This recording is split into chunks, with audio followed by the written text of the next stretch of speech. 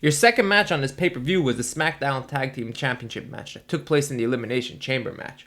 It was the New Day taking on the Miz and Morrison, the Usos, the Lucha House Party, Heavy Machinery, and Dolph Ziggler and Robert Roode. Your main storyline going into this was between Otis and Dolph Ziggler. It wasn't even a tag team storyline. It was a single storyline. And it's all over Mandy Rose. Dolph Ziggler's playing your jock, your cool guy, your popular guy, your attractive guy, I guess you can call him. And Otis is playing that lovable, geeky character who is just trying to get a love and affection from someone who's out of his league, per se. And Dolph is just playing the spoiler to Otis's fantasies and Otis's love that he has for Mandy Rose. So that's your main storyline going in. It's not even the tag team titles. The tag team titles are basically second nature in this matchup. So who kicked off this match? It was the New Day and the Usos, who we've seen compete several times and we've seen put on instant classic tag team matches. At one point, these guys on SmackDown were revolutionizing the WWE's tag team division. They were putting on classic 4-star, 5-star matches, depending on your opinion, and they were what the foundation of the tag team division was aspiring to be like at the time. Now, the Usos have been out for quite some time because of ongoing legal issues and outside factors from the WWE. The New Day were your former champions who did, yes, lose it to Miz and Morrison, your current champions. Since Kofi Kingston lost the WWE title, he's played second nature, second fiddle, and he's entered, but he fit back into the role he was in before he won the title, and that was as your mid-card gatekeeper in the WWE. He still gets an average response. It's not as big of a pop as he received when he was challenging for the title or last year's Chamber.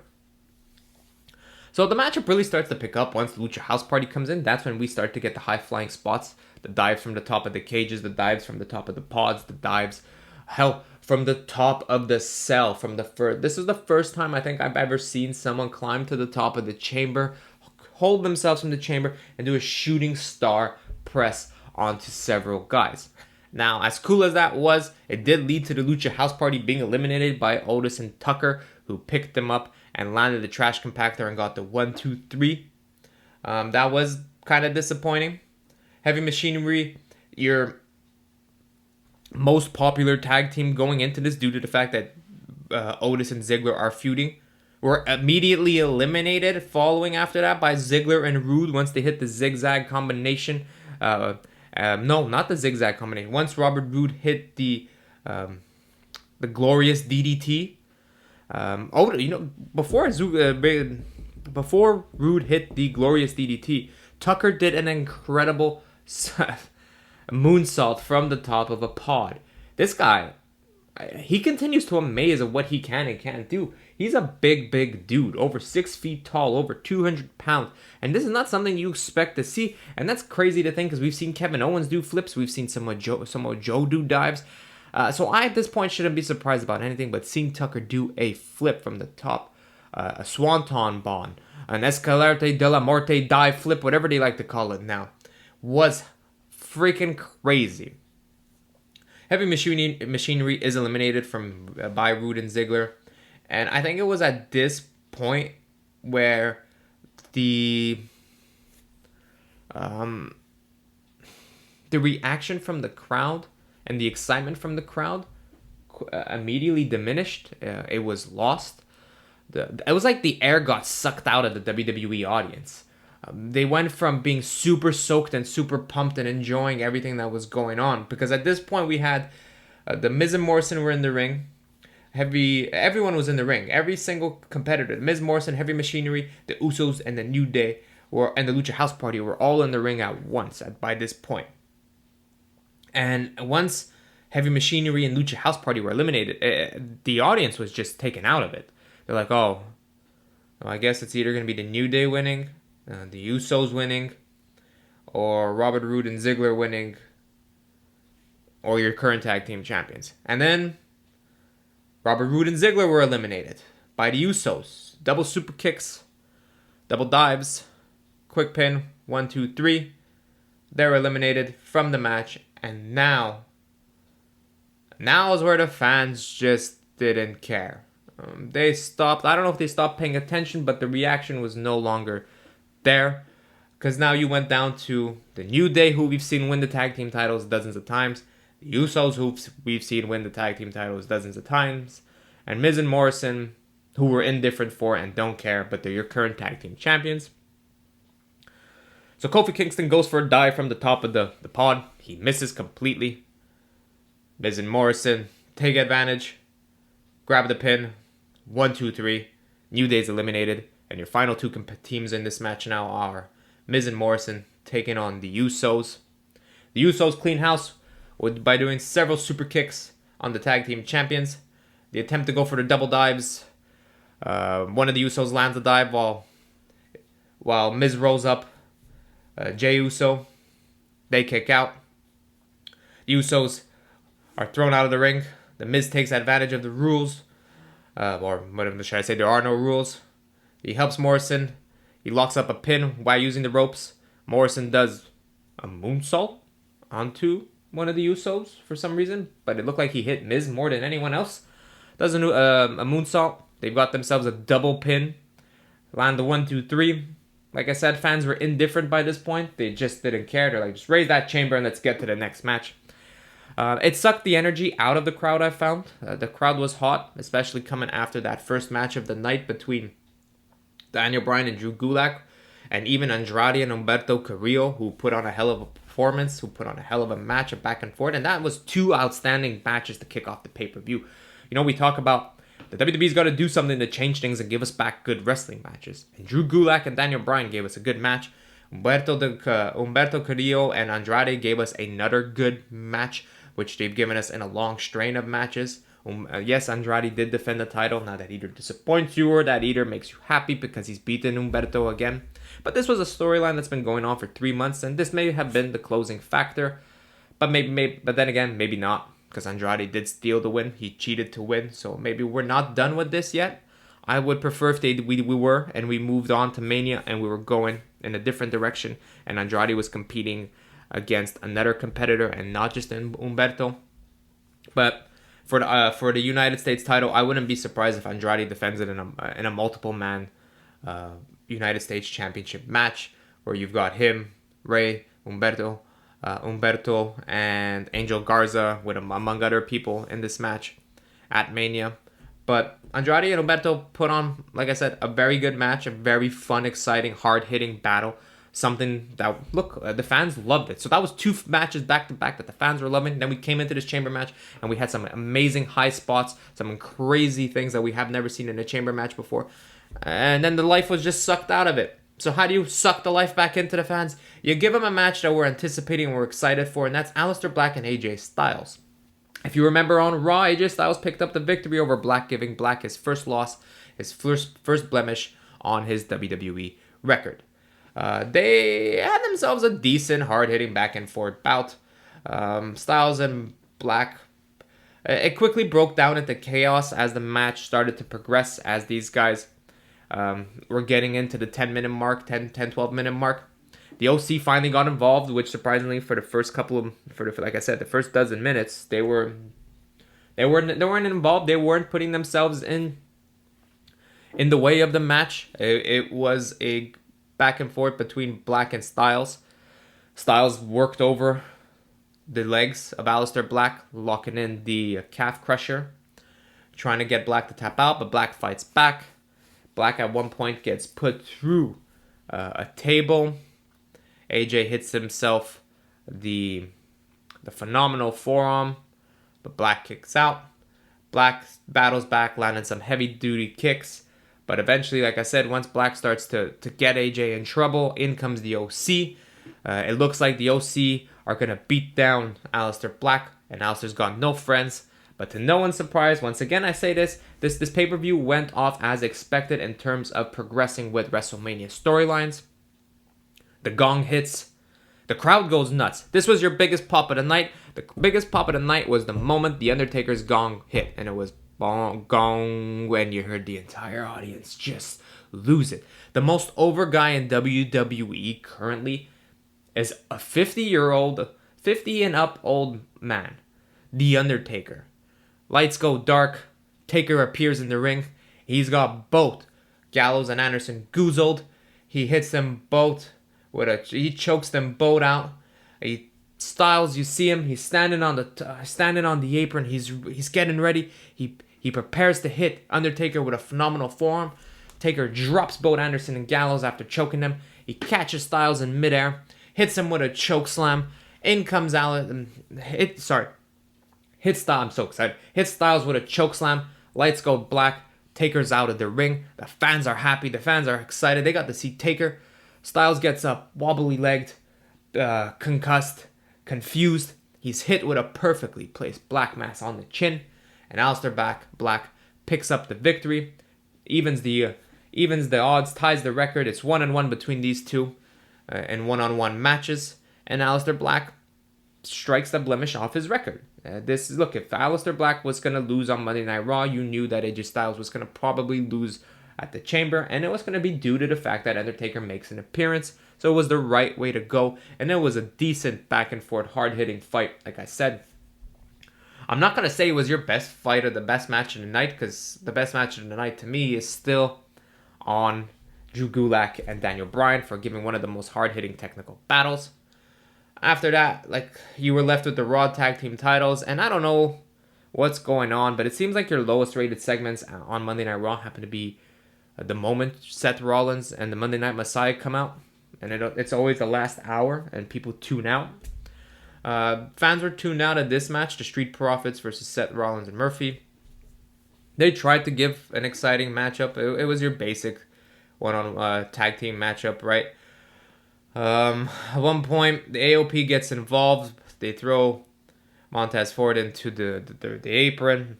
Not the apron. They throw him into the barricade.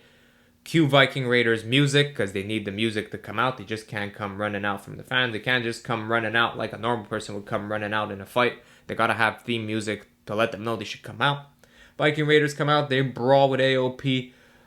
They end up brawling outside of the ring. At this point, there's a distraction, so someone's gonna come out. Through the fans comes Kevin Owens eating popcorn. And Kevin Owens, if WWE doesn't realize this or not, he's their most over superstar. The fans love him. The fans just want to cheer for him. The fans just want to pop for him. If you heard Kevin Owens hit that stunner, that was the second loudest response of the night. So out comes Kevin Owens. The Monday Night Messiah are still battling the Street Profits in the ring. Buddy Murphy, Rollins is being taken out before Murphy is hit with a frog splash and the 1-2-3. Rollins, because Kevin Owens was in the ring and the referee was distracted, he hits a stunner on Rollins. Kevin Owens hits a stunner on Rollins, but not before Kevin Owens gets in the ring. And it was actually funny because as he was jumping the barricade, there was a fan in the background that was just talking shit to Kevin Owens. It was like, "Hey, you suck, Owens," and she was trying to get his attention, and that was funny to see because that was the only person in the arena that was just talking shit to Owens. Owens gets in the ring with the popcorn, places the popcorn in the corner, hits Seth Rollins with a stunner. Rollins ends up flying out of the ring. Murphy gets hit with frog splash. 1-2-3. Popcorn is dumped. Kevin Owens eventually comes out through the ring. He's eating the popcorn. This would lead to Rollins being distracted and he's thrown out of the ring. Murphy is dropped to the ground, hit with the frog splash by Montez Ford. Gets the 1-2-3. Rollins is in the ring and he's in disbelief over the fact that they lost the tag team titles. Lo and behold, he's turned around and hit with a stunner by Kevin Owens. He flies out of the ring. Owens is left grabbing his bag of popcorn, walking up the apron with a smile on his face. And we're continuing the feud. Kevin Owens, Seth Rollins, WrestleMania. I want to see this match. I think these two are going to put on a hell of a fight, a hell of a match. This is one of my most anticipated matches of WrestleMania. Leading up before WrestleMania, I said that I think they should compete at WrestleMania. I think this is the right move. You should hold this match back until WrestleMania. It's got a big time feel, and to give it away on a WWE random pay-per-view or Raw would be stupid. So we're building this to Mania, and I like the dynamic. It's got a Triple H Stone Cold vibe to it.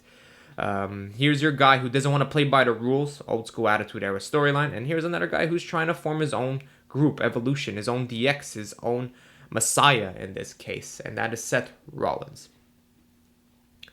In terms of this pay-per-view overall, it was all about putting over young talent. Your United States matchup, you had Andrade and Humberto Carrillo, two young guys, right? Two young guys competing. And Daniel Bryan and Drew Gulak, you had Drew Gulak. Even though he took a loss, he looked like a star in this match. He looked like a tough competitor, and he held his own against Daniel Bryan, which is a lot more that can be said than most guys that have competed against Daniel Bryan over the last couple of years. Apart from your SmackDown Tag Team Championship, where Miz and Morrison picked up the victory, look, Heavy Machinery looks like $1 million, and once Heavy Machinery gets the push they need, and I think leading to WrestleMania, expect big things from the WWE expect a big push behind Heavy Machinery. Otis and Ziggler are feuding right now, and I don't think that's going to go anywhere. I think that's going to continue being one of the major SmackDown storylines. So expect big things in 2020 for Heavy Machinery. I wouldn't be surprised if we see them holding the tag team titles before the end of the year, or even before, or even by WrestleMania time, right? Heavy Machinery, and especially with Otis, look out for this guy. Don't sleep on him. Just because they lost the chamber match, don't get disappointed. This is long-term building. You know, we complain that the WWE doesn't do long-term building. They're giving you long-term building with the Heavy Machinery. Had Heavy Machinery won the tag team titles today, yeah, we would have been excited. Yeah, we would have been happy. But yes, guess what? They probably would have lost them in the near future. In this case, it's a slow build, and we're going to get to it, and you're going to get what you want, and this is going to happen, and it's going to happen in a much more natural way. We also had Aleister Black picking up a victory, the Street Profits picking up a victory, Shayna Baszler picking up a victory, right? So you're building your future. That's what tonight was, and that's what I've been stressing over the last several weeks. If WWE turns their focus and starts to focus and build towards the future, the sky is the limit. AEW is doing great things by building their future stars. AEW is doing the right moves. You've got Chris Jericho, your legend there, who's putting over these young guys. You've got Kenny Omega, the best bout machine, who's giving the best. The tag team of the Young Bucks, who are putting over the young guys, not only just putting themselves over. And WWE on this pay-per-view didn't just continue to do the same old shit. Yes, Andrade and Humberto, same old shit. The tag team thing, same old shit. And maybe you could say, well, yeah, but I knew all the victors going into the match. And that's if you follow the backstage politics. That's if you follow the details of the storylines. You could say, I knew all of this. Sure, you knew all of this. But why would you be angry that you knew all this? You should be happy knowing, I knew all this, but this was the direction they need to go in. Think of that. Think of what's right. Look, had Seth Rollins and the Monday Night Messiah beaten the Street Profits, who would have been happy? Nobody. Had Shayna Baszler lost and Liv Morgan would have won, or Ruby Riott would have won, who would have been happy? Nobody. And I'm not saying that to put these people down. I'm just saying storylines and future feuds and WrestleMania matches have been built in this way. Shayna Baszler had to compete against Becky Lynch. The Street Profits had to beat Seth Rollins and the Monday Night Messiah. Because Seth Rollins and the Monday Night Messiah, Rollins doesn't need the tag titles. He's going on to face Kevin Owens at WrestleMania. The Street Profits, on the other hand, expect them to see them taking on expect to see the Street Profits at WrestleMania competing against AOP and the Viking Raiders in a triple threat tag team title match. And if it's not a triple threat tag team title match, add in the OC. All right, add in Drew Gallows and Doc Anderson in this match. Drew Gallows, yeah, add in Gallows and Anderson in this match. It's a fatal 4-way tag team title, maybe fatal 4-way elimination tag team title match. So there are feuds for the Profits. There are two teams that keep getting involved in the Profits tag team title match, and that's AOP and Viking Raiders. So if you don't think there's an inbuilt storyline between these three teams, you're missing the point, right? Regardless of if you think I knew it or not, this was the direction that had to happen, and this is the direction to build new stars. So I'm happy with what happened at the Elimination Chamber match. I'm happy that this pay-per-view was actually super exciting and super fun. I walked in thinking, they're either going to disappoint us or they're going to give us what they expect. And by giving us what we expected and by giving us what was the right moves, it was the right move, and it did what was best for the company, for their future, If they continue down this path, and I'm going to keep repeating this because they are continuing down this path, AEW and WWE, we're going to be getting wrestling fans. We're about to get spoiled by some of the best in-ring wrestling by both companies. And maybe, if done correctly on WWE's part, which they're trying really hard, we're going to get some competent storylines, feuds, and creative on their end. I think they're doing things right. I think they're pushing towards the future. I think there are a lot of people that see that. And if you do agree with me and you do see that, great. Chamber did that.